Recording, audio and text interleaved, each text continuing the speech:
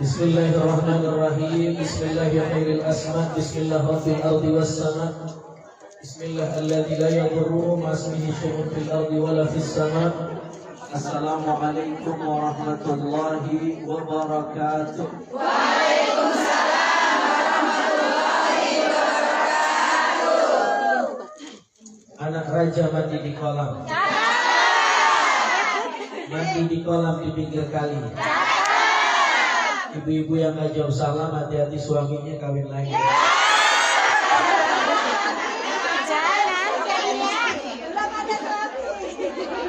Panitia ada yang jawab, udah hilang katanya. Yang kompak ya. Assalamualaikum warahmatullahi wabarakatuh. Waalaikumsalam warahmatullahi wabarakatuh. Allahumma salli ala Sayyidina Muhammadin sirril qulubi wa dawaiha wa afiyatil abdani wa shifaiha wa nuril absari wa hiyaiha wa ala alihi wa sahbihi wa sallim. Allahumma salli ala Sayyidina Muhammadin tibbil qulubi wa dawaiha wa afiyatil abdani wa shifaiha wa nuril absari wa hiyaiha wa ala alihi wa sahbihi wa sallim. Wa ala alihi wa sahbihi wa sallim. Alhamdulillah. Yang saya hormati penyelenggara segenap panitia yang sudah bekerja keras begitu effort dengan mujahadahnya untuk mengadakan pertemuan majelis ini, menghadirkan saya dan istri. Mudah-mudahan semuanya sehat walafiat. Jazakumullah ahsanal jazak.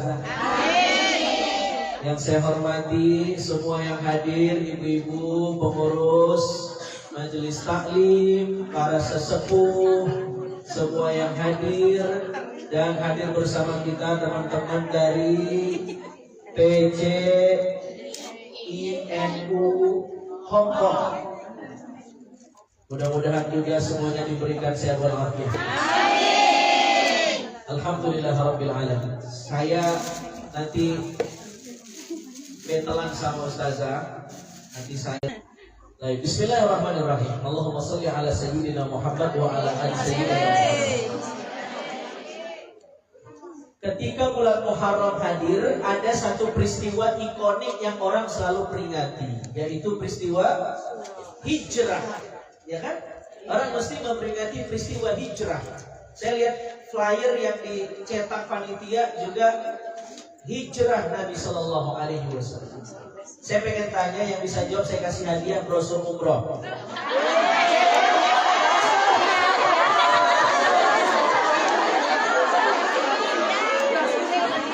Coba ibu-ibu, bu, Lego, masih hidup kan ya? Nabi hijrah bulan apa? Nabi hijrah di bulan Nabi hijrah belum kompak nih. Nabi hijrah di bulan udah salah kenceng. Para ulama muharrikh berbeda pendapat. Kapan Nabi hijrah? Ada ulama yang berpendapat berpendapat Nabi hijrah di bulan Safar. Ada yang berpendapat Nabi hijrah di bulan Rabiul Awwal.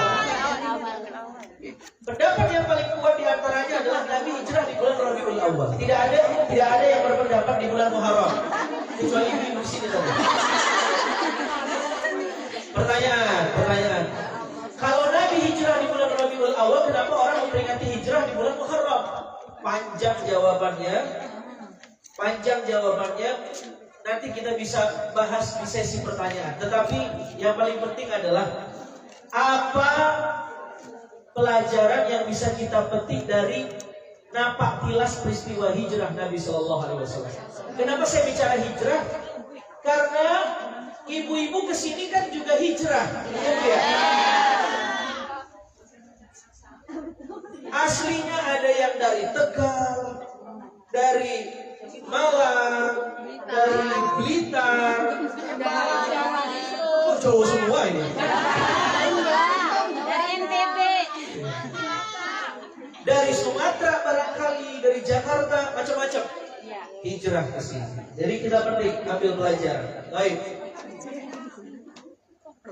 Orang Quraisy jahiliyah berkumpul di Darun Nadwa. Apa itu Darun Nadwa? Darun Nadwa itu semacam balai desa, ibu-ibu, dibuat oleh kakek Nabi yang bernama Qusay, Muhammad bin Abdullah bin Hashim bin Abdi Manaf bin Qusay.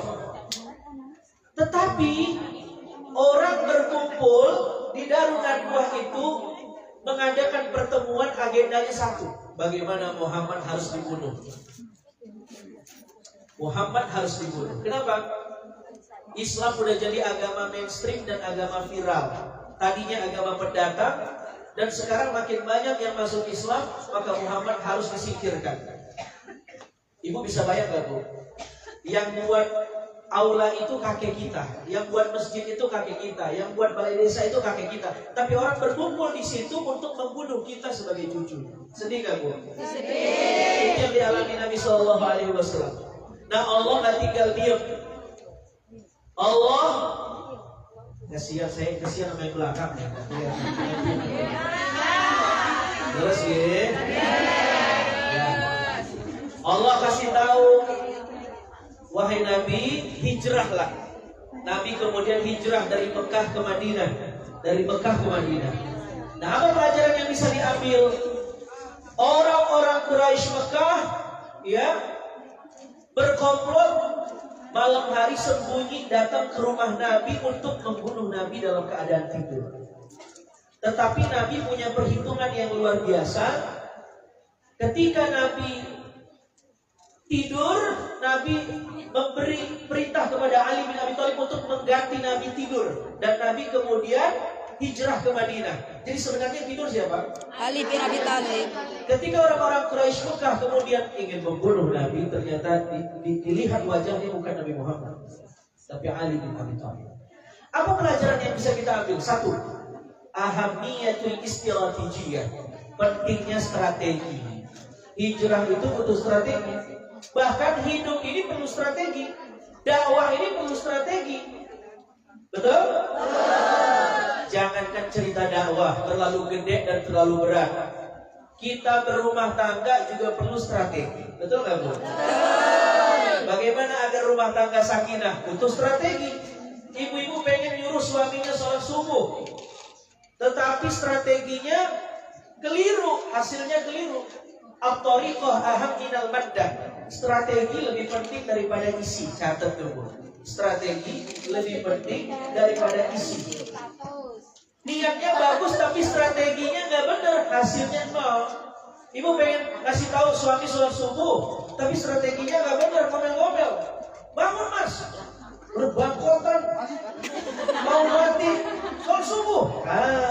Sholat enggak, piring terbang. Coba pakai strategi. Ya, bangunin suami, assalamualaikum sayang.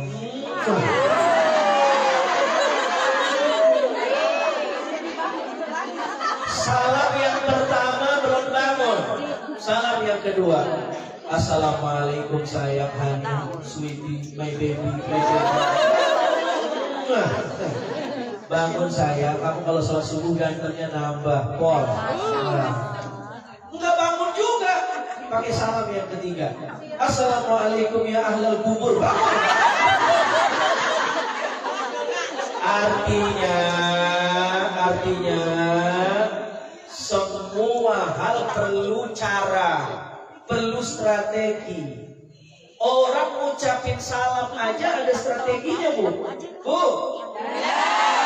Assalamualaikum. Kasih itu kan nih. Kalau bertamu salamnya beda. Assalamualaikum. Yang punya rumah? Waalaikumsalam. Tuh. Coba kalau ibu bertamu tapi caranya kayak orang ceramah. Assalamualaikum warahmatullahi wabarakatuh. Itu nggak jadi namun, jadinya melekar ngaji.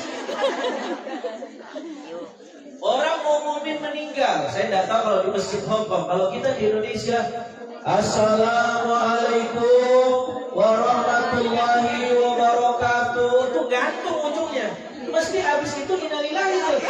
Innalillahi wa inna ilaihi raji'un. Tuh. Coba orang yang ngumumin meninggal salamnya kayak gituan. Assalamualaikum warahmatullahi wabarakatuh. Innalillahi wa inna ilaihi raji'un. Itu besok masjid langsung ditutup sama warga. Coba. Kalimatnya sama-sama salam satu, tapi cara nyampainya beda. Caranya beda. Apalagi komunikasi suami dan istri. Masya Allah. Tuhan menciptakan otak kita berbeda. Penelitian dari neuroscience katanya karena struktur otak perempuan beda sama pria, perempuan itu mesti ngomong 17.000 kosakata per hari. Itu yang normal. Kalau agak cerewet dikit 20.000. Kalau penceramah, apalagi kalau istrinya penceramah, Bu, itu lebihan dikit. Itu kalau nggak keluar 17.000, tidurnya ngigok. Laki-laki cuma 12.000. Coba, ini kita harus tahu. Makanya ibu-ibu kalau ketemu suami di rumah dipanggil Mas, diem, Mas, diem. Karena kosakatanya udah habis di kantor, di tempat kerja. Apalagi dia punya bos, siap bos. Kalau di sini, hai. Itu ngomong haya aja udah 12.000. Begitu ketemu bini udah habis. Makanya suami kalau ditegur diam jangan marah, Bu. Emang stok kami 12.000. Nah, buat bapak-bapak juga perlu dikasih tahu kalau istrinya cerewet itu anugerah.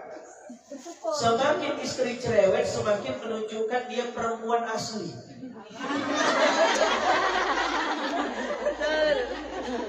Semakin ibu punya suami tidak lebih banyak ngomong dari ibu diam, menunjukkan dia benar laki-laki. Coba dibalik. Ibu dapat suami yang kalau ngomong sehari 20.000, ibu 12.000, kebalik. Masya Allah. Itu fitrahnya kembali. Jadi bersuami istri pun ternyata ada strategi. Ya, kalau bini saya ngambek, Bu. Aku saja kagak ngambek juga, Bu. Cuman bini saya kalau ngambeknya yang keluar Al-Baqarah. Nah, saya cuma cerita. Kadang-kadang hidup berumah tangga jangan terlalu serius. Ya nggak, Bu? Ya kalau ngambek, ini saya cuma ngelemparin dompet doang. 5 menit saya masuk lagi, alhamdulillah ATM saya hilang. Ini bercanda. Maksud saya adalah berumah tangga pun ternyata perlu strategi seperti hijrah. Ini saya yakin teman-teman panitia sampai mengumpulkan teman-teman di sini, bagaimana orang bisa datang, ustadz dan ustazah nyampe dengan selamat. Itu mesti perlu strategi membuat acara. Jadi satu pelajarannya, ahamiyatul istiratijiyah. Hidup ini perlu strategi. Satu. Yang kedua, ketika Nabi keluar dari rumah, pertanyaan saya, Perjalanan Nabi ke Madinah itu selama 12 hari 12 malam. Masya Allah, luar biasa. Saya dari Jakarta ke Hong Kong cuma 4-5 jam nyampe. Itu pun dapat makan di pesawat. Enak banget. Nabi 12 hari 12 malam naik onta ke Yathrib. Sekarang saya tanya ibu, seandainya Nabi minta sama Allah, ya Allah kirim burung dan sampaikan saya secepat kilat, bisa nggak? Bisa. Dikabulkan nggak? Dikabulkan. Pasti? Pasti. Kenapa Nabi tidak melakukan? Kenapa Nabi mesti capek-capek 12 hari 12 malam ke Yathrib Madinah? Apa pelajarannya? Pelajaran yang kedua, jam'ul kasab wad du'a. Pentingnya menggabungkan doa dan usaha dalam hidup. Nabi keluar dari rumah malam hari 12 hari 12 malam, tapi Nabi juga doa. Begitu Nabi keluar, Nabi baca surah Yasin, ayat yang kita sering baca. Waja'alna min baini aydihim sadda wa min khalfihim sadda fa'aghshaynahum. Itu ketika Nabi membaca wirid ini, orang-orang Quraisy Mekah yang memboikot rumah Nabi, ingin membunuh Nabi, matanya seolah-olah tidak melihat. Masya Allah. Di sini kalau kita jalan naik motor suka ada polisi yang nyimak di Indonesia nggak? Ada juga. Tapi tetap ada. Lebih ketat ya Bu. Ibu-ibu kalau naik motor dan nggak ditilang baca ayat ini. Bacaan dari baik Nabi sadda wa min khalfihim sadda. Helmnya yang kabur. Kalau di Indonesia ibu baca, insya Allah Ditangkap. tetap ketilang. Karena polisinya juga baca Yasin masalah. Ibu kalau lagi ngerapin dompet suami ibu, saya nggak bilang kantongin, ngerapiin. Waja'alna min baini aydihim sadda. Wiridnya benar, caranya yang benar. Jadi yang pertama tadi apa, masih ingat nggak? Apa pelajarannya? Pentingnya strategi. Hidup perlu Strategi. strategi, perlu cara. Yang kedua, Pentingnya menggabungkan usaha dan doa. pentingnya doa dan usaha. Orang doa nggak pakai usaha, nggak bisa. Usaha tapi nggak mau doa, itu sombong, nggak bisa. Kita perlu doa dan usaha. Itu yang dicontohkan. Nabi berusaha, tapi di saat yang sama Nabi berdoa. Pelajaran yang ketiga. Pelajaran yang ketiga, Nabi ketika hijrah tidak sendirian. Nabi rame-rame. Nah, jadi Nabi nggak sendirian. Meskipun kalau Nabi hijrah sendiri bisa selamat, tetapi Nabi mengajarkan kepada kita tentang ahamiyatul jamaah. Al-jama'atu barakah. Berjamaah itu lebih berkah. Wal furqatu adab. Dan berpecah belah itu azab. Jadi komunitas muslim di Hong Kong mesti solid. Ya, komunitas majelis taklim di Hong Kong mesti solid. Karena kalau kita berpecah itu azab. Kalau solid, guyup, rukun, bunga, gembira, bahagia, itu rahmat. Halo, Assalamualaikum. Coba, Nabi ketika hijrah dibantu siapa aja? 1, Ali bin Abi Thalib. 2, Abu Bakar As-Siddiq. Abu Bakar ini sponsor utama perjalanan hijrah Nabi. Dia mewakafkan 2 ekor onta dijadikan armada perjalanan. Siapa lagi? Abdullah bin Abu Bakar. Apa tugas Abdullah bin Abu Bakar? Tugas Abdullah bin Abu Bakar sebagai informan. Dia memata-matai orang-orang Quraisy di Mekah. Nanti Nabi transit di Gua Thur, dia ngomong, ya Rasul, jangan keluar dulu karena masih dicari-cari sama orang-orang Quraisy Mekah. Ngumpet aja dulu. Itu tugasnya Abdullah bin Abu Bakar. Lalu kemudian Nabi dibantu oleh Asma binti Abu Bakar. Nah, saya pengen tebelin di sini. Siapa Asma binti Abu Bakar? Anak Abu Bakar yang perempuan. Apa tugasnya? Penyuplai logistik. Dia masak dari rumah, udah mateng, dia naik ke Gua Thur, terjal, dia antar makanan, dan makanan itulah yang dimakan Nabi dan Abu Bakar ayahnya. Jika tidak ada Asma binti Abu Bakar, mungkin Nabi dan Abu Bakar wafat di dalam gua. Apa pelajarannya? Ternyata peran ibu-ibu itu penting dalam hijrah. Tepuk tangan buat ibu-ibu. Maka gak salah kalau judulnya Muslimah Tangguh. Karena hijrah tidak akan terjadi kalau tidak ada Asma binti Abu Bakar. Coba sekuat apapun kita kalau nggak ada makanan, hanya lemes. Dimasak, diantar, itu Asma binti Abu Bakar. Coba kalau ngaji nggak ada ibu-ibu, sepi. Coba kalau ngaji kebanyakan ibu-ibu, berisik.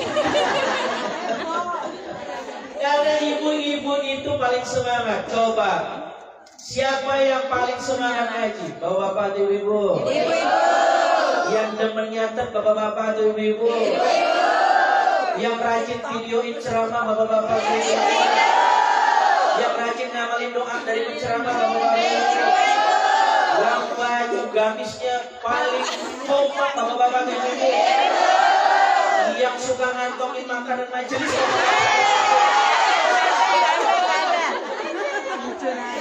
ibu-ibu juga ternyata. Alhamdulillah. Asma binti Abu Bakar. Ingat, catat-catat namanya. Asma binti Abu Bakar. Siapa lagi yang membantu Nabi dalam perjalanan hijrah? Yang membantu Nabi namanya Amir bin Fuhairah. Siapa dia? Tugasnya apa? Tugasnya sebagai orang yang menghilangkan barang bukti. Tadi ingat gak ceritanya, Bu? Abdullah bin Abu Bakar naik ke Gua Thur. Kan jejak kakinya ada di padang pasir. Asma binti Abu Bakar nganterin makanan, ada jejak kakinya di padang. Kalau tidak dihapus, ketahuan sama komplotan kafir Quraisy. Maka tugas Amir bin Fuhairah sore-sore ngembala kambing, diperah susunya, dikasih buat minum Nabi, turun lagi sambil ngapus-ngapusin jejak Abdullah dan Asma. Hebat gak tuh? Strateginya. Masya Allah. Dan apa pelajaran yang bisa kita ambil? Pelajarannya adalah al-jama'atu barokah. Bersama itu lebih berkah daripada sendiri-sendiri. Nabi hijrah bukan sendirian. Meskipun Nabi bisa, tetapi super team bukan Superman. Banyak yang membantu Nabi Sallallahu Alaihi Wasallam. Ibu-ibu, Bu, masih hidup? Ayo, udah berapa pelajaran yang bisa diambil? Satu apa? Hidup harus butuh strategi buat survive, apalagi di kota orang, di negara orang. Bagaimana kita bisa diterima di komunitas? Itu perlu strategi. Bergaul, silaturahim, bersikap yang baik, mencerminkan wajah Islam yang moderat, itu strategi. Saya tanya sama Ibu Zahra waktu di perjalanan, gimana Hong Kong negaranya terbuka nggak sama Muslim? Mereka jawab, negaranya Muslim friendly katanya. Betul nggak, Bu? Kenapa Hong Kong Muslim friendly? Ya karena mungkin orang Muslimnya, komunitas Muslimnya menampilkan wajah Islam yang wasatiyah, moderat. Coba yang ditampilkan wajah Islam yang ekstrim, orang gak akan terima. Kalau ada pengajian bakal diusir. Saya begitu masuk bandara, alhamdulillah, lancar, alhamdulillah. Yang penting kita gak macem-macem dan tidak menjelekkan yang lain-lain. Kita di sini pengen ngaji, sudah selesai. Itu yang pertama. Yang kedua, pelajarannya apa, Bu? Pentingnya doa dan usaha. Tiga, Berjamaah jadi berkah. pentingnya berjamaah. Sekarang yang keempat. Yang keempat, ya, pelajaran dari hijrah apa? Ada satu orang yang membantu perjalanan hijrah Nabi yang orang jarang mengungkap nama ini. Catat baik-baik. Namanya adalah Abdullah Uraiqid. Siapa dia? Ini cocok buat ibu-ibu yang tinggal di Hong Kong. Saya kasih cerita ini. Mungkin baru dapat pagi ini. Abdullah Uraiqid adalah seorang non-muslim. Bukan muslim. Siapa? Seorang non-muslim yang membantu perjalanan hijrah Nabi. Tugasnya menjadi tour guide. Karena Nabi ke Madinah itu tidak lewat jalur mainstream, tapi lewat jalur yang orang jarang lalui. Karena kalau Nabi lewat jalur yang biasa akan ketangkap. Akhirnya Nabi lewat jalur yang gak pernah dilalui orang, tetapi Nabi gak hafal jalan. Butuh yang nunjukin, tapi belum ada Google Maps. Pakai siapa? Pakai yang tahu. Siapa namanya? Abdullah. Siapa namanya, Bu? Abdullah Raikin. Andai tidak ada si non-muslim ini, barangkali Nabi sudah wafat dibunuh di jalan. Untuk ada Abdullah Raikin yang non-muslim, sehingga Nabi sampai ke Madinah. Dia yang menunjukkan jalan dan Nabi menggajinya secara profesional. Ini upahmu dan kembali ke Mekah. Apa pelajaran yang ibu bisa ambil? Ayo. Pelajaran keempat atau kelima?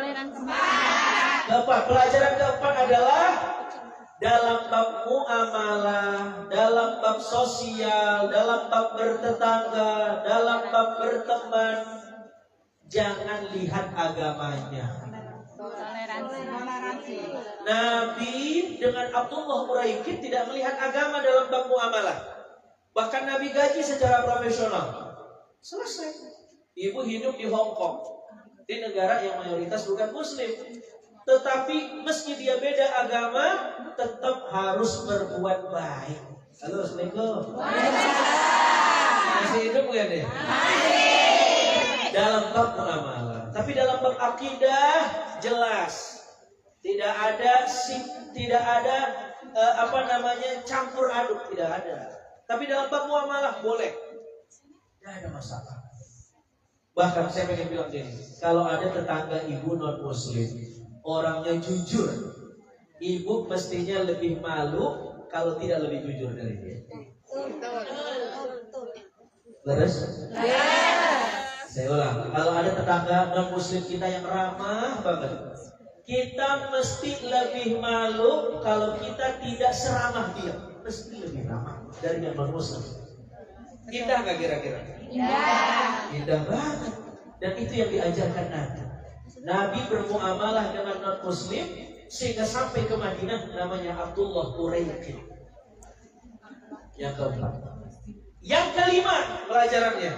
Saya dikit lagi habis itu Ustazah ya. Zuhur di sini jam berapa? 1. Setengah 1. Zuhurnya berapa rakaat kalau di Hongkong? Sama, saya kira beda ya. Saya kira beda. Yang keberapa, Bu? 5. Yang kelima, ketika Nabi sampai ke Madinah, apa yang dilakukan Nabi? Pertama yang dilakukan Nabi adalah membangun Masjid Quba. Nabi tidak bangun rumah dinas, Nabi tidak bangun kerajaan, Nabi tidak bangun rumah pribadi. Yang Nabi bangun masjid, infrastruktur spiritual. Kalau saya jadi Nabi Muhammad mungkin itu sampai ke Madinah yang saya bangun rumah dinas. Tapi Nabi tidak, yang Nabi bangun masjid. Lalu Nabi kemudian melakukan al-ikha. Apa al-ikha? Persaudaraan. Muslim muhajirin pendatang dan Muslim ansor pribumi disaudarakan. Orang Madinah pribumi dengan orang Mekah pendatang disaudarakan. Nah, lakukan itu di Hong Kong. Ibu-ibu di sini macam-macam dari daerah macam-macam, ya. Tapi karena sama-sama orang Indonesia sampai di sini mesti saudara. Apalagi diikat dengan tali agama. Apa kata Al-Quran? Innamal mu'minuna ikhwah. Apa artinya? Sesungguhnya orang beriman itu ikhwah. Saudara. Saudara. Al-Quran punya 2 bahasa menyebut saudara. Akhun itu bentuk tunggalnya, ya, singular.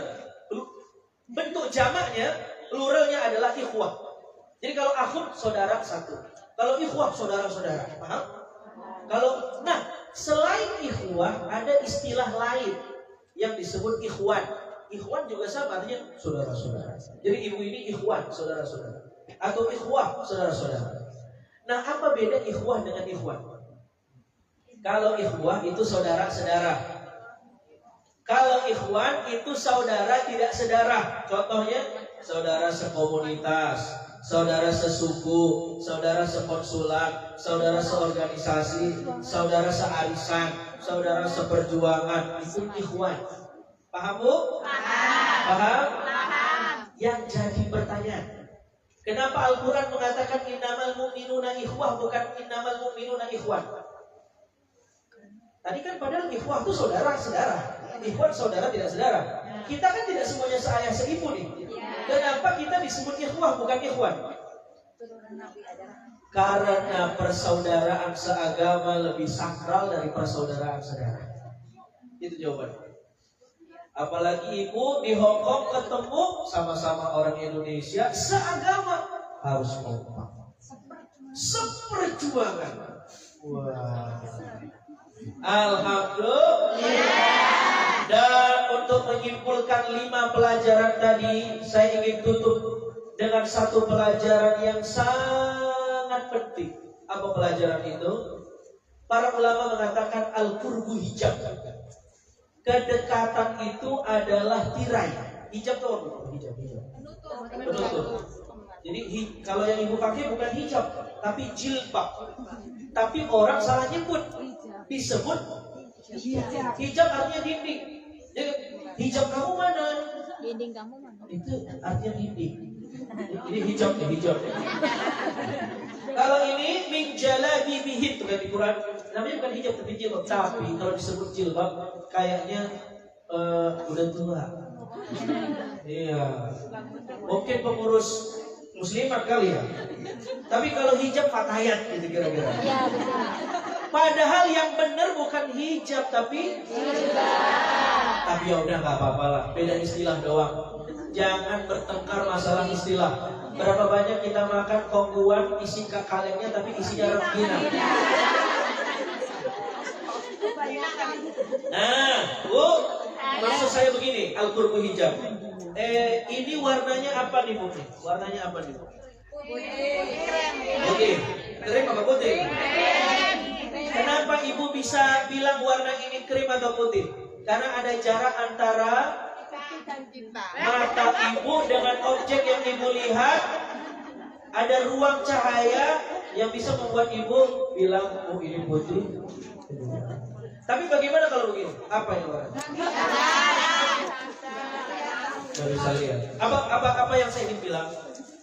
Al-qurbu hijab. Kedekatan itu dinding. Orang makin dekat, biasa orang makin dekat itu berpotensi makin tidak bisa ngambil manfaat. Apa maksudnya? Begini maksudnya. Coba, yang nerima Nabi Muhammad orang jauh atau orang dekat? Orang jauh. Orang Madinah atau orang Mekah? Orang Quraisy atau di luar orang Quraisy? Padahal Nabi orang Quraisy, tapi yang menerima dakwah Nabi bukan orang Quraisy. Apa pelajarannya? Kedekatan itu dinding. Ibu kalau dekat-dekat sama orang soleh, jangan terlalu senang.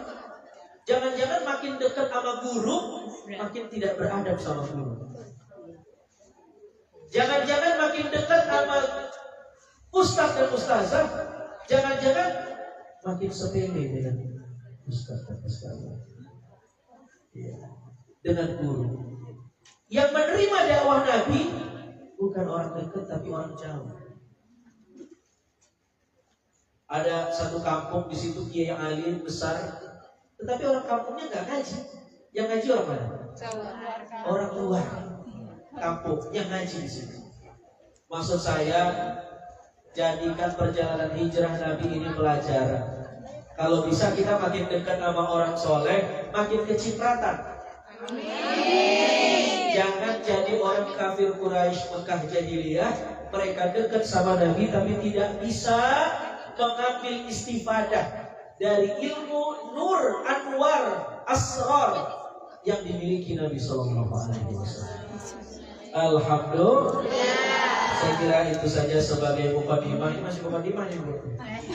Nanti isinya di sini. Mudah-mudahan bermanfaat. Aku qouli hadza, astaghfirullahalazim li wa lakum. Assalamualaikum warahmatullahi wabarakatuh.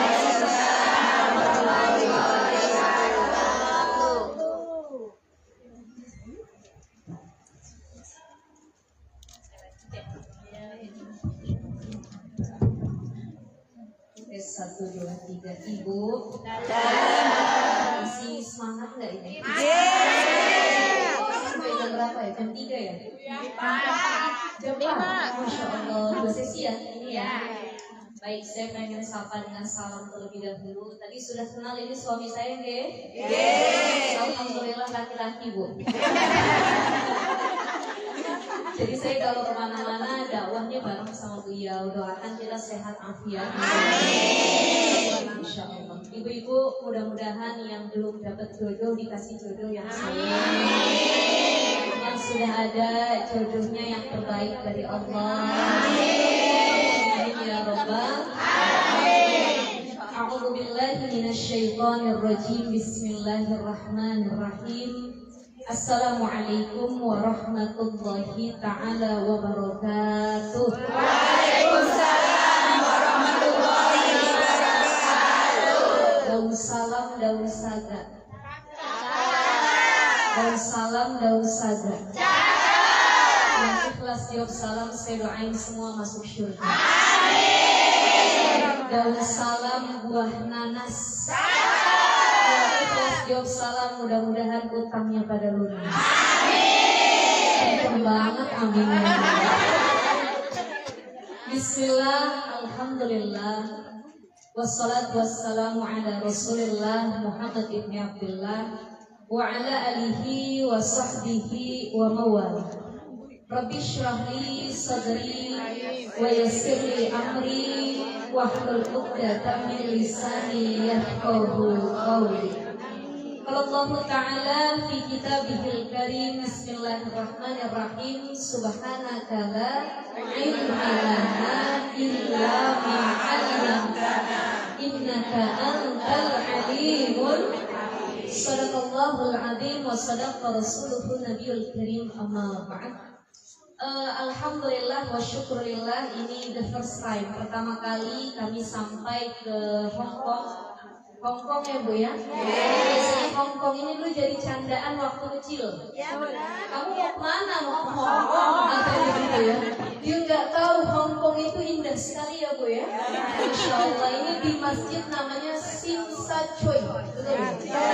Sim Sa Choi. Kemarin suami saya bikin flyer, ada kawan-kawannya bilang, Ustadz itu ceramah di mana? Masjid Simsasui. Itulah penyebutannya ya. Ada teman yang Ustadz susah bener nyebutnya Ustadz ya. Ya itu bahasa Cina lah begitu ya Bu ya. Ibu-ibu di sini saya yakin lebih pakar, lebih paham. Ini bahkan wajah-wajahnya udah ke Cina-Cinaan sudah lama di sini ya. Alhamdulillah. Ini jadi silaturahim pertama kami, ya. Mudah-mudahan insya Allah lain waktu kesini lagi. Sebenarnya masih pesan aja Bu, biar datang lagi nanti. Alhamdulillah saya senang ketemu sama ibu-ibu yang ada di Hongkong, para jamaah sekalian Masjid Simsas.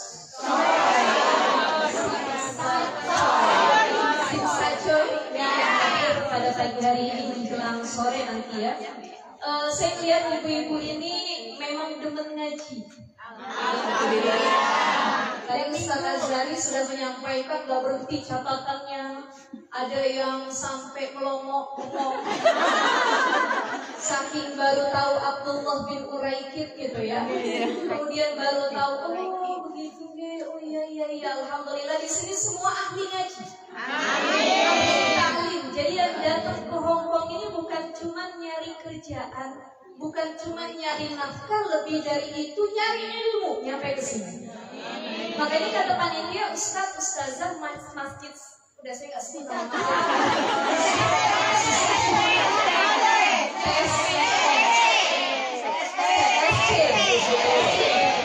Susu. Tahu sama tahu. PSC begini Bu ya.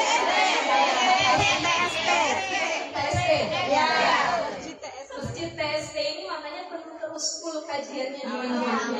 Alhamdulillah lihat wajah ibu-ibu ini insya Allah di ahli surga semua. Dan yang paling penting yang tadi saya lumayan senang gitu ya ibu-ibu. Saya baca ayat Quran sedikit, ibu-ibu melanjutin, kelihatan yang hadir hafizul Quran 30 juz.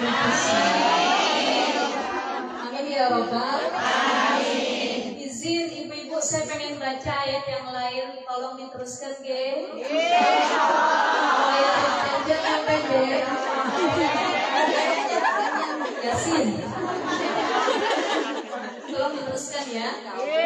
Bismillahirrahmanirrahim. Inna a'tainakal kautsar fasalli lirabbika wanhar inna shani'aka huwal abtar. Orang sini hafal semua inapun. Punten ibu-ibu, anak kecil dia hafal. Kita cari ayat yang lainnya. Bismillahirrahmanirrahim. Qul huwallahu ahad. Allahus samad. Lam yalid wa lam yulad wa lam yakul lahu kufuwan ahad. Mana enggak hafal ustazah? Subuh-subuh rasa tahajud subuh aja ini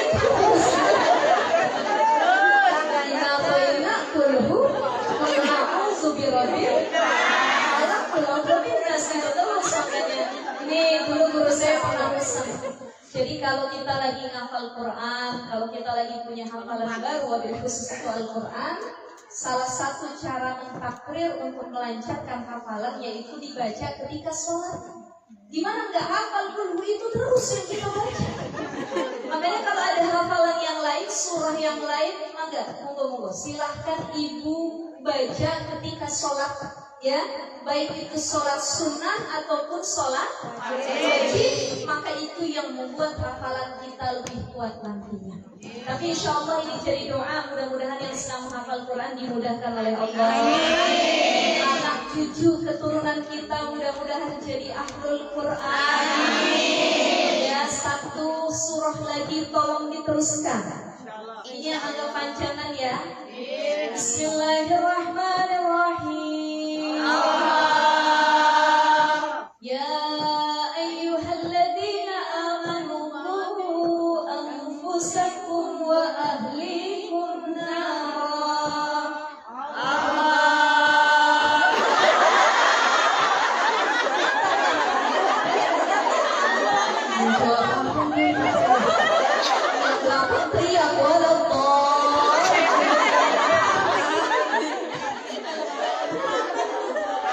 Insya Allah kalau dari auranya aura ya Bu. Mudah-mudahan kita dimudahkan menghafal Quran.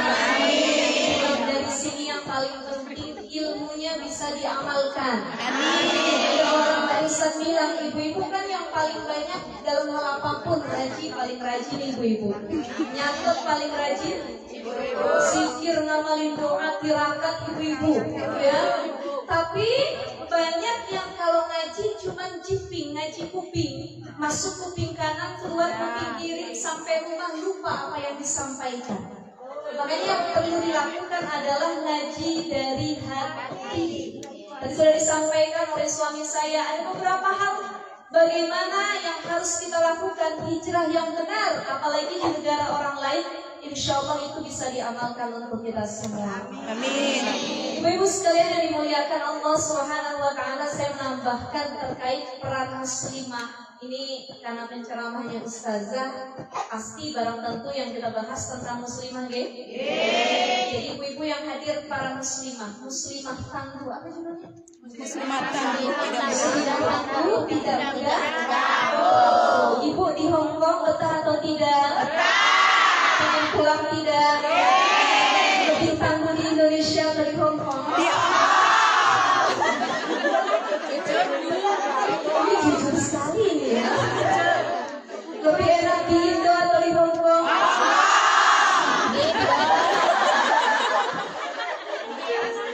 Ibu yang sudah di Hong Kong, saya mau tanya, siapa yang paling lama? Ada yang lebih dari 30 tahun? Ada yang baru beberapa tahun? Apa tantangan terbesar kita kita hidup di sini maupun di Indonesia? Mental harus kuat. Maka sekali lagi yang menguatkan kita siapa? Maka muslimah tangguh, point of view-nya, poin pertamanya adalah mereka yang tidak lepas dalam berdoa kepada Allah. Jadi punya masalah kembaliin kepada Allah. Wa ufawwidu amri ilallah, ya Allah saya punya hajat, saya punya keinginan, saya punya masalah ya Allah. Gak ada yang bisa bantu siapapun kecuali Allah. Ada satu doa Nabi Musa alaihissalam. Nabi Musa itu dari kecil hidupnya menderita, ibu-ibu. Jadi kalau ada kita yang mengeluh, para muslimah, khusus ini suara apa? Ada apa ya? Mikrofonnya ya? Tes. Halo?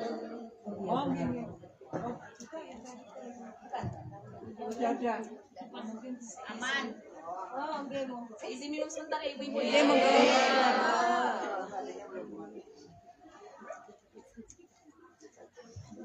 Nabi Musa itu dari kecil baru lahir sudah mau dibunuh sama Fir'aun. Dihanyutkan di Sungai Nil. Kalau di sini bukan Sungai Nil ya, laut langsung ya. Dihanyutkan di Sungai Nil, diambil oleh istri Fir'aun. Ketika besar punya masalah lagi dengan Fir'aun. Tapi Nabi Musa nggak pernah ngeluh.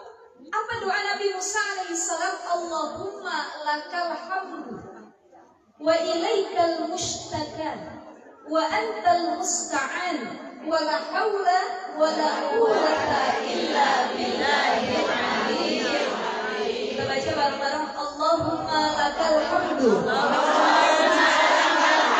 wa ilaikal mushtaka wa antal musta'an wa la hawla wa la quwwata illa billahil aliyyil azim. Sudah hafal? Kita ulang sekali lagi. Allahumma lakal hamdu ilaikal mushtaka wa antal musta'an wa la hawla wa la quwwata illa billahil aliyyil azim. Ngomong sama-sama ibu-ibu. Allahumma lakal hamdu.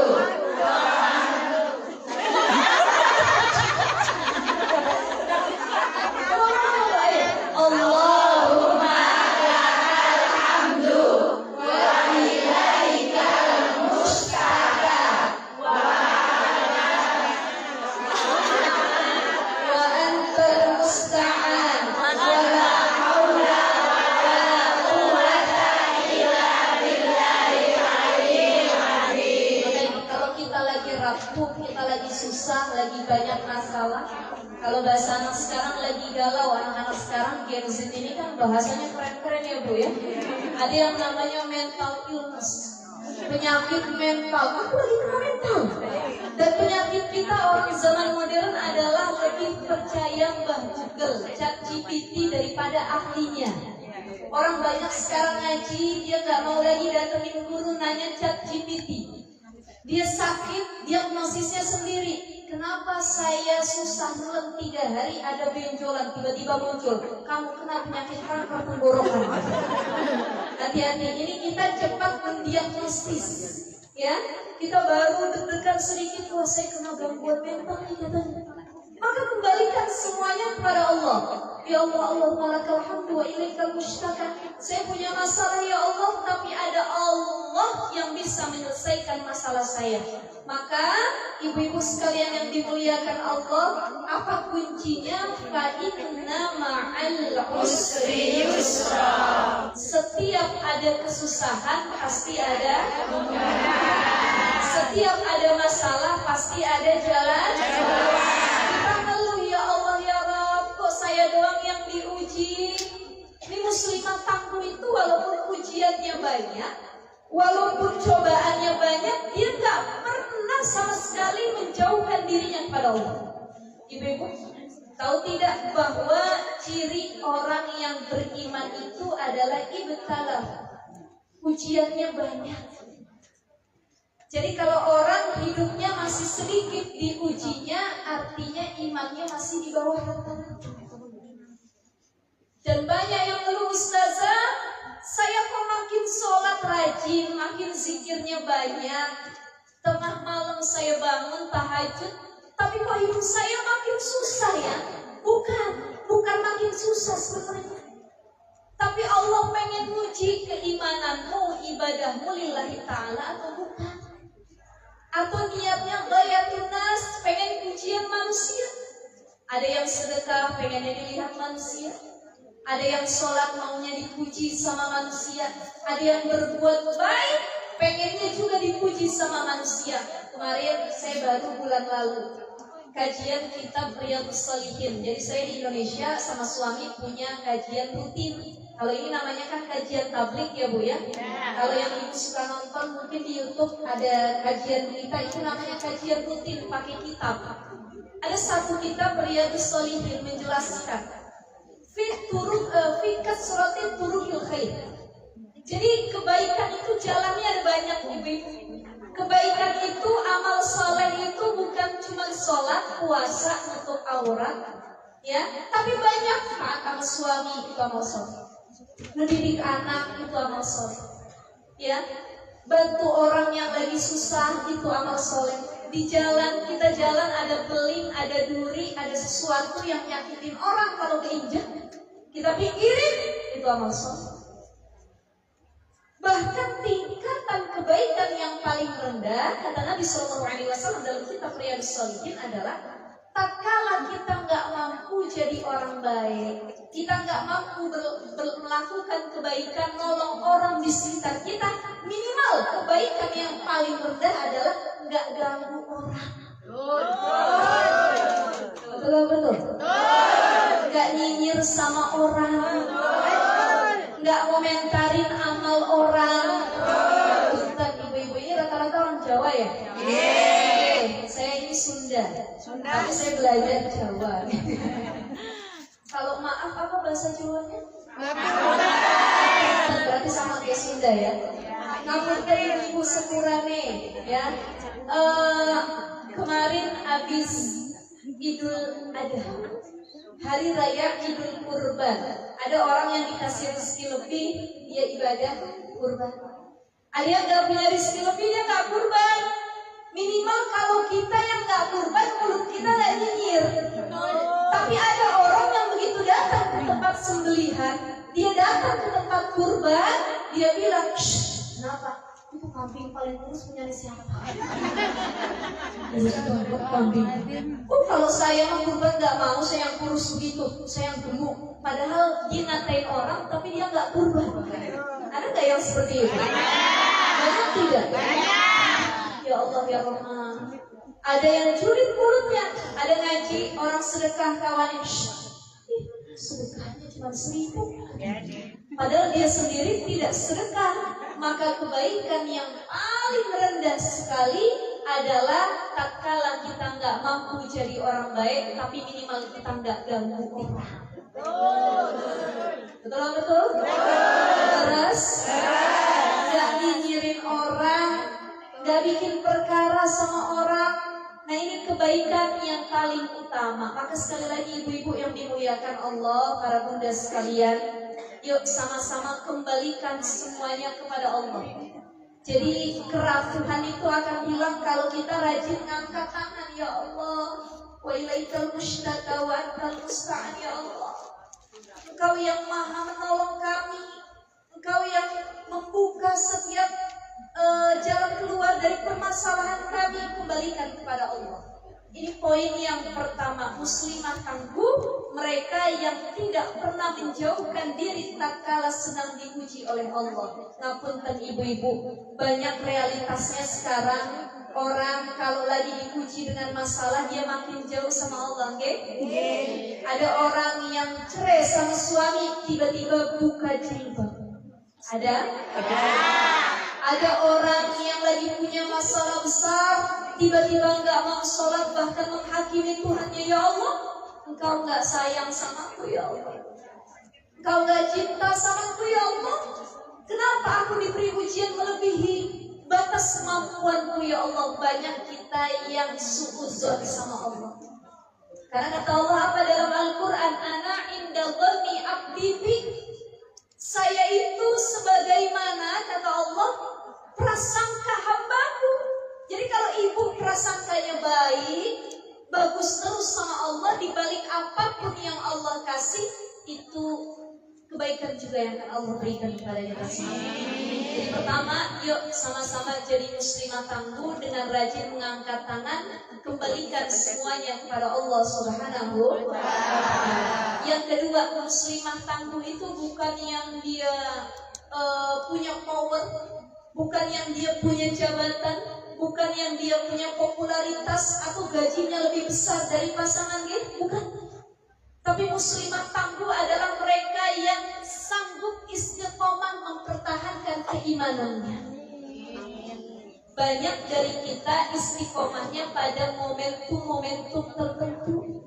Ada yang lagi umroh berubah jadi malaikat, pulang umroh kembali jadi ini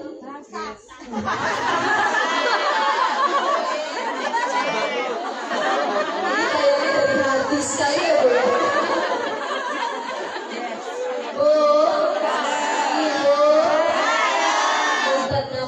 Banyak orang yang solehanya momentum tertentu. Kalau ngaji dia solehah, pulang ngaji dia solehah. Dia terlihat baik kalau lagi ibadah saja, datang ke Masjidil Haram, ke Masjid Nabawi. Makanya saya salut sama ibu-ibu yang ada di Hongkong. Masjidil Haram jauh dari sini, yang ada Masjid Simsa Choi ya. Tapi ibu-ibu istiqomah datang ke sini. Ada satu kisah yang luar biasa. Sahabat Nabi SAW namanya Abdullah bin Umi Maktum. Ini sahabat Nabi yang matanya buta. Ibu-ibu di sini bisa melihat semua, ya? Alhamdulillah ya. Kelihatan ganteng dan cantiknya ya Bu ya. Ibu-ibu juga yang hadir, masya Allah semuanya ya. Abdullah bin Umi Maktum matanya buta. Tapi salah satu kebaikan yang bisa kita contoh dari sahabat Nabi ini, beliau istiqomah datang ke masjid walaupun matanya buta. Kita yang hidup di sini dikasih sehat afiat, mata bisa melihat, mulut bisa berkata, telinga masih bisa mendengar, anggota tubuh masih afiat sehat. Tapi terkadang banyak alasan dan keluhan kita, nanti aja ngajinya, nanti aja sholatnya, nanti aja ibadahnya. Sahabat Nabi buta, tapi kalau ke masjid datangnya paling duluan. Saya mau tanya, ibu-ibu dari sini siapa yang paling jauh dari Simsa Choi? Berapa jam? 1 jam. Yang 2 jam dari sini? Paling jauh 1 jam, 1 jam setengah. Ibu naik apa? Kita 5 jam dari Jakarta ya. Ibu-ibu naik apa ke sini? Jalan kaki. Masya Allah, ada yang naik bus? Ada yang naik taksi? Ada, macam-macam ya. Dengan transportasinya masing-masing. Kita masih dibantu dengan transportasi, mobil, bus. Saya pesawat ke sini. Coba kalau naik kapal laut pengen ceramah di sini, berapa bulan sampai naik ke sini ya? Maka ibu-ibu sekalian muliakan Allah, sahabat Nabi itu dulu nggak punya kendaraan. Hanya orang-orang tertentu saja yang punya kuda onta untuk datang ke masjid naik kendaraannya. Mereka jalan. Abdullah bin Umi Maktum pada satu ketika, satu momen dikisahkan, beliau jalan ke masjid pada waktu malam hari. Ya, sampai di masjid ada kisahnya begini. Pertama, duduk di masjid, Nabi SAW bilang, setiap langkah kalian ke masjid dihitung kebaikan. 1 langkah 1 kebaikan. Maka yang paling jauh, apalagi jalan kaki, paling banyak untuk kebaikan. Amin. Cuma yang langkahnya sedikit jangan cium. Ya Allah, saya paling sedikit ini. Apa paling tinggi? Tidak selamanya terhitung dari situ ya. Paling tidak ini kabar gembira bagi yang rumahnya jauh, tempatnya jauh, tapi tetap istiqomah datang ke masjid. Beliau datang, beliau nanya sama Nabi, wahai Nabi, bagaimana dengan aku yang matanya buta? Tetap kau ke masjid.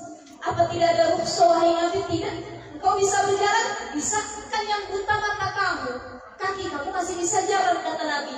Dari semenjak itu Abdullah bin Umi Maktum gak pernah absen berangkat sholat ke masjid 5 waktu. Satu ketika di tengah perjalanan malam hari atau di waktu subuh beliau jalan, ucruk pakai tongkat dengan matanya yang buta. Tiba-tiba kepleset kesandung batu, jatuh ke bawah ke atas. Ketika jatuh, Allah ampuni dosanya. Keesokan hari, Abdullah bin Maktum keluar dari rumahnya. Tiba-tiba ada seorang pemuda. Wahai Tuhan, biar aku bantu untuk sampai ke masjid digandeng. Besok malam lagi digandeng. Jadi setiap malam, ya waktu-waktu yang sepi digandeng oleh pemuda itu. Nanya Abdullah bin Maktum, wahai pemuda, siapa engkau kok dengan relanya membantuku setiap berangkat ke masjid? Aku pengen tahu, aku pengen bilang terima kasih. Dan apa kata pemuda itu? Wahai Tuhan, engkau gak perlu tahu siapa aku. Jangan katakan siapa engkau, anak siapa engkau. Aku ini aslinya bukan manusia, kata pemuda itu, tapi jin yang menyerupai manusia. Loh, kenapa engkau menyerupai jadi manusia buat tolong aku, padahal engkau jin? Karena kemarin aku melihat kamu jatuh malam-malam. Dan ketika engkau jatuh, dosamu diampuni oleh Allah. Aku dengki, marah pada jin. Akhirnya ya udah, saya punya prinsip nih, orang kalau setiap mau ke masjid saya pegangin aja biar nggak jatuh. Sebenarnya sama ya Bu ya, nolongin dia berpahala nyampe ke masjid, tapi nggak ditolong dia diampuni dosanya oleh Allah. Maka ini ya, Abdullah bin Maktum sampai ke masjid cerita sama Nabi, Nabi ketawa tersenyum. Kata Nabi, itulah bodohnya syaitan ataupun jin, ya. Dia takut engkau melakukan kebaikan. Ini bentuk istiqomahnya Abdullah bin Maktum. Coba kita yang masih bisa melihat ke sini, yang masih bisa berjalan, maka istiqomah itu sulit. Saya mau tanya, istiqomah itu sulit atau tidak? Sulit ya? Apalagi istiqomah jadi orang baik, istiqomah rajin ibadah sulit? Sulit. Kata Imam Al-Ghazali, kalau kita pengen istiqomah, minimal kerjakan perkara tersebut 3 kali berturut-turut. Ini salah satu caranya. Misal pengen bangun tahajud. Kenapa saya sulit bangun tahajud, Ustaz? Mungkin karena belum dirutinin. Bisa karena terbiasa. Dipaksakan. Paksain dulu. Tahajud malam ini, besok bangun lagi, besok 3 kali berturut-turut bangun. Hari keempat kalau nggak bangun, pasti ada perasaan bersalah, ya Allah. Kayaknya nggak enak kalau nggak tahajud. Betul begitu Bu? Terus, maka istiqomah itu harus dicoba terlebih dahulu. Ada satu doa dari Imam Hasan Al-Basri biar kita jadi orang-orang yang istiqomah. Apa doanya? Monggo dicatat lagi ibu-ibu. Allahumma anta rabbuna farzuqna al-istiqomah. Allahumma anta rabbuna farzuqna al-istiqomah. Bareng-bareng.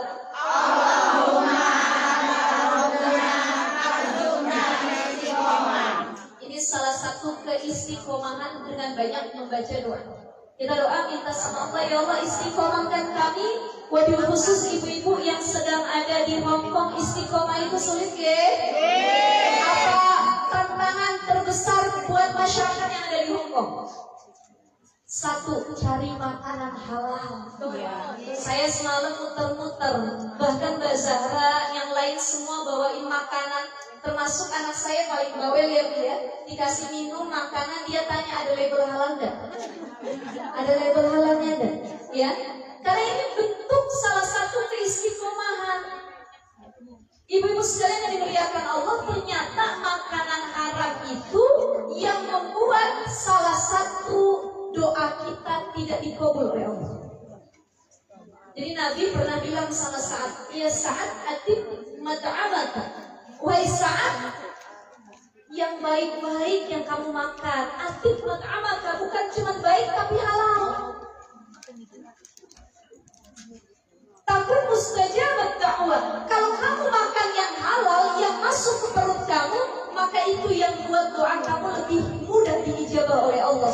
Subhanahu wa taala. Maka jadi renungan, reminder buat kita semua. Ibu, halo, kita bilang, ya Allah, Pak, doa saya selama ini sulit dikabul ya. Saya minta ini itu, bangun tahajud, ngangkat tangan, kok nggak dikabul-kabul. Bisa jadi yang menghalangi karena ada perkara haram yang masuk ke dalam perut kita. Bu,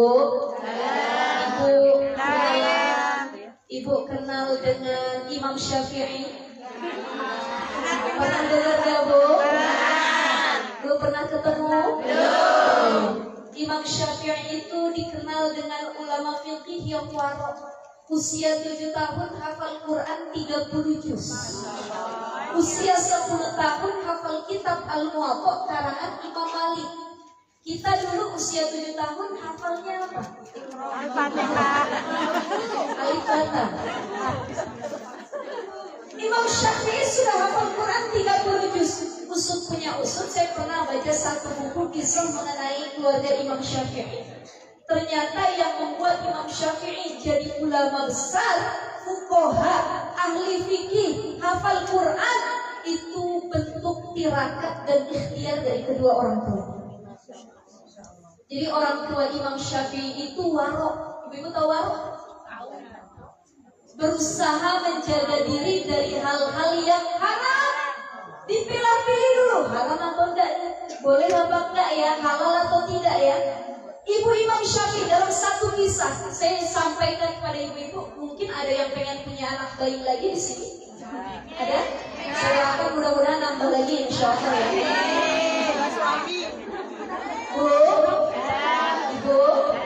Ibu dari Imam Syafi'i pernah satu ketika nyusuin anaknya, Imam Syafi'i. Ketika sudah kelar disusuin, anaknya kenyang, ditinggal ibunya keluar. Dalam satu kisah, ternyata anaknya bangun, bayinya nangis. Mendengarlah tetangganya datang, kebetulan tetangganya juga lagi mengasihkan anaknya. Langsung disusukan oleh tetangganya, ibunya masuk. Ibu ngapain? Lagi nyusuin anaknya, tadi nangis Bu, ini udah diem nih, saya susuin. Oh makasih, udah keluar. Keluar tetangganya, ibunya nangis, ya Allah, kenapa saya kecolongan ya Allah? Saya bukannya marah anak saya disusuin sama orang lain, tapi saya takut air susu yang mengalir dari tetangga saya takut orang tersebut pernah makan yang haram ya Allah. Saya takut orang tersebut pernah mencari nafkah yang tidak halal ya Allah, dan itu masuk ke perut anak saya. Maka ibunya masukin tangannya ke mulut anaknya sampai Imam Syafi'i muntah. Saking takutnya perkara haram masuk ke dalam perutnya. Ya Allah ya Rahman. Ini kan jadi reminder buat kita semua ya. Ya Allah, nyari nafkah harus yang halal, harus jujur, yang Allah ridhoi.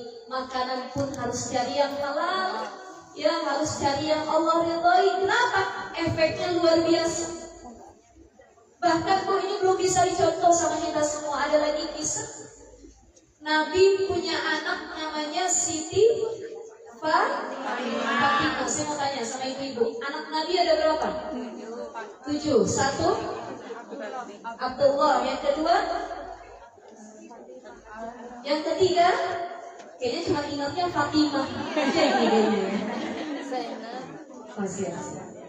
Ibu, Bu, kita sebutin tuh, anak-anak Nabi jumlahnya ada 7, 3 laki-laki, 4 perempuan. Pertama Qasim, Abdullah, Ibrahim, Zainab, Ruqayyah, Ummu Kulsum, Fatimah. Apa? Ya kalau dinyanyiin apa Ustaz? Tapi kalau disebutin satu-satu lupa. Baik, saya tanya sama ibu-ibu. Ibu, halo, ibu kenal nggak sama Aurel Hermansyah? Suaminya siapa? Anaknya ada berapa?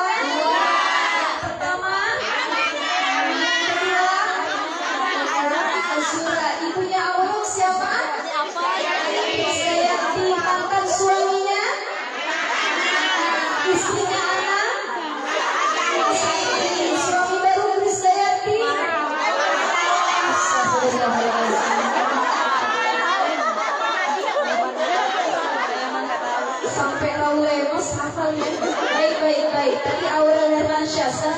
sedikit lagi.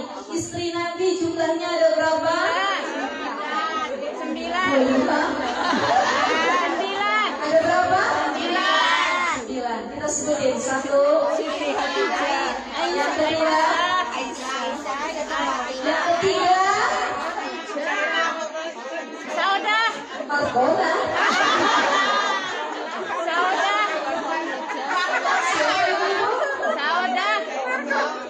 Ada Sayyidatullah Khadijah. Ada Maria, Maria Alif. Iya, kemudian tadi dikumpulkan dalam bait Aqidatul Awam. Aisyatu wa Hafsatu wa Saudah, Sofiyatu Maimunatu wa Rumalah, Hindun wa Zainab Mumtazah Juwairiyah, lil mu'minina ummahatu mardiyah. Saya bisa, Ustaz. Oke, pulang dari sini kita buka YouTube, kita buka Google, kita buka ChatGPT, buka lagi sirah nabawiyah, Insya Allah. Nabi punya anak Sayyidatuna Fatimah radhiyallahu taala anha. Siti Fatimah itu kalau mau nyusuin anaknya dalam satu kisah, beliau itu wudu dulu. Jadi beliau tidak akan memberi ASI nyusuin anaknya kecuali berwudu terlebih dahulu. Masya Allah, saking warok. Ini tugas kita.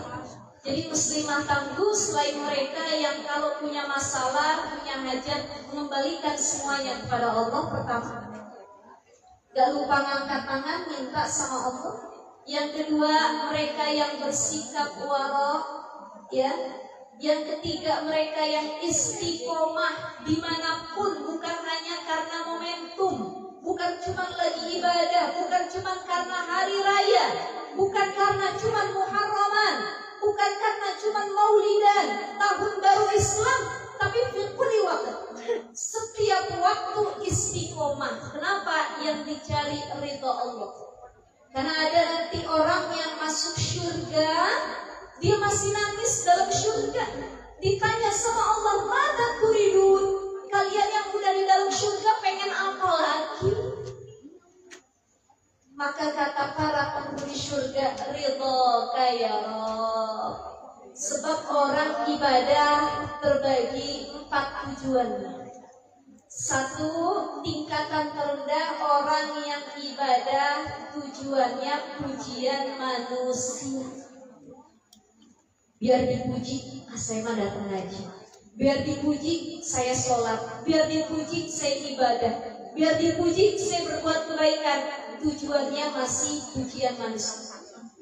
Naik ke tingkatan kedua, ada orang ibadah tujuannya adalah dapat kenikmatan dunia. Saya sedekah 1 juta ke Ustazah, nanti biar dibalas Allah 1 miliar. Ada nggak yang pernah berpikir begitu? Ada. Biar dibalas di dunia. Saya nolong orang, nanti dia balas nolong saya. Saya melunasin utang orang, nanti kalau saya utang biar dilunasin sama dia. Ada nggak yang begitu? Tujuannya balasan dunia. Naik ke tingkatan ketiga, ada orang ibadah yang nggak tujuannya pujian manusia, bukan lagi balasan dunia, tapi tujuannya adalah balasan akhirat. Pengen apa? Jannah, surga, jannatum tajri min tahtihal anhar, khalidina fiha abada. Ya Allah, saya ibadah pengen surga, pengen nikmatin yang namanya air sungai yang mengalir di bawahnya, macam-macam rasanya.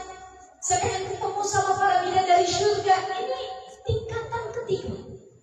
Dan ada tingkatan paling tinggi yang keempat, orang ibadah bukan karena tujuannya pujian, bukan karena pengen kenikmatan dunia, bukan karena pengen balasan surga atau pahala, tapi cuma satu, pengen dapet ridho Allah.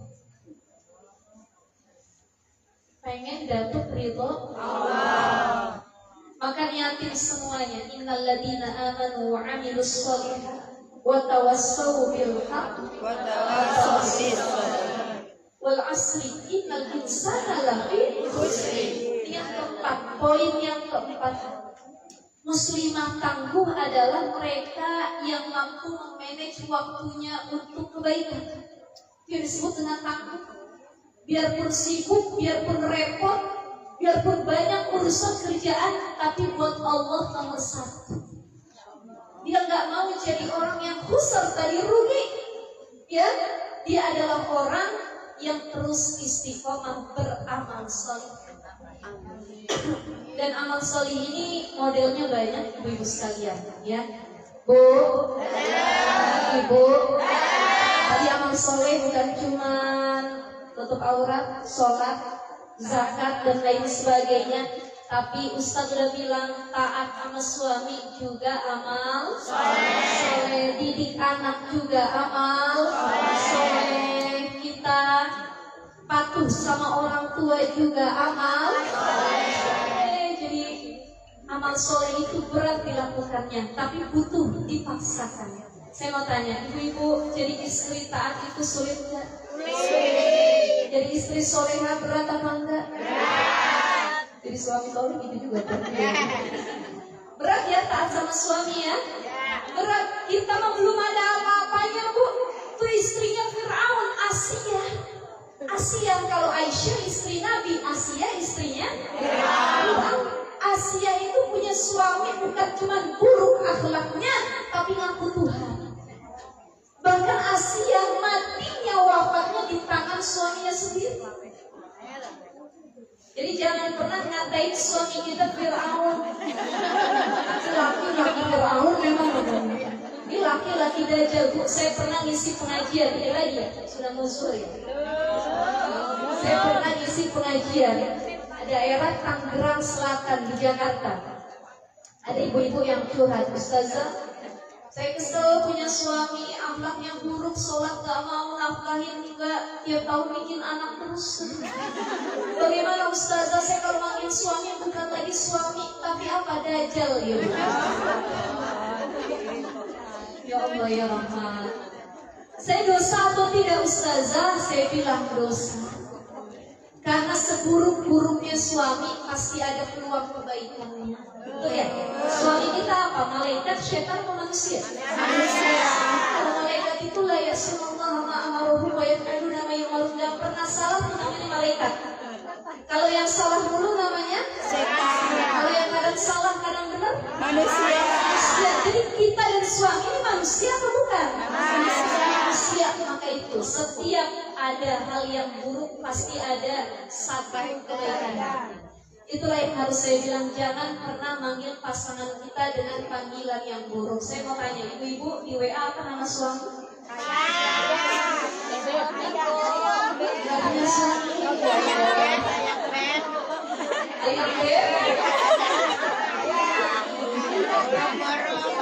Gak ada ya.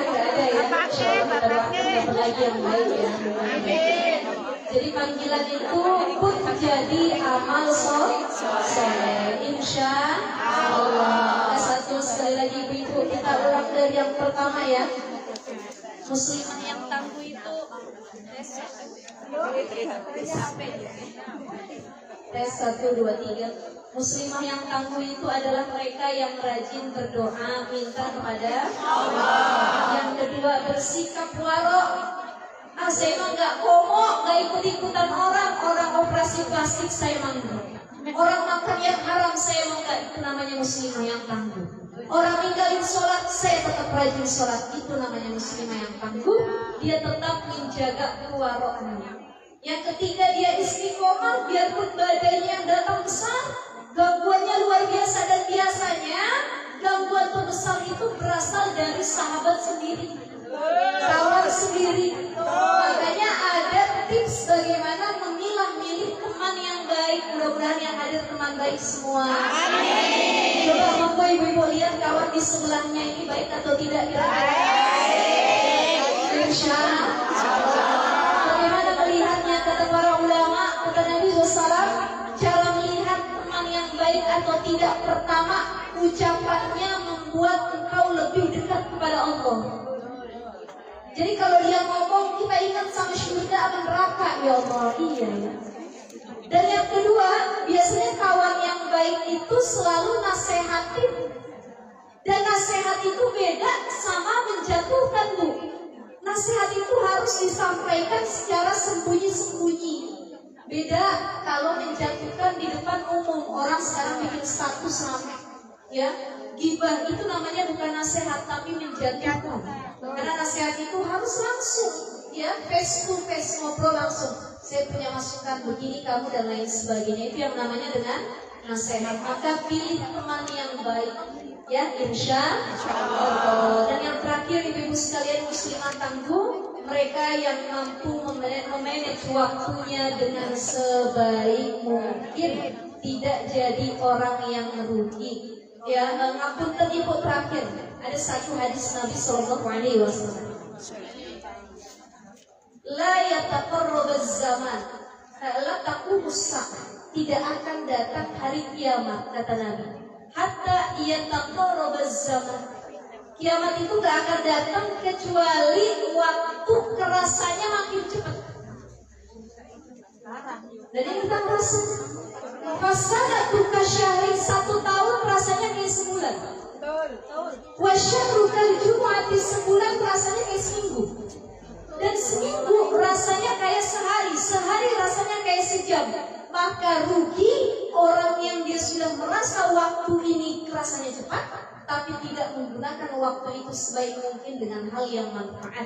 Mudah-mudahan insya Allah waktunya yang sudah didedikasikan di masjid ini, yang sudah duduk di majelis ini, jadi kebaikan buat kita semua. Amin. Allah istiqomahkan kita.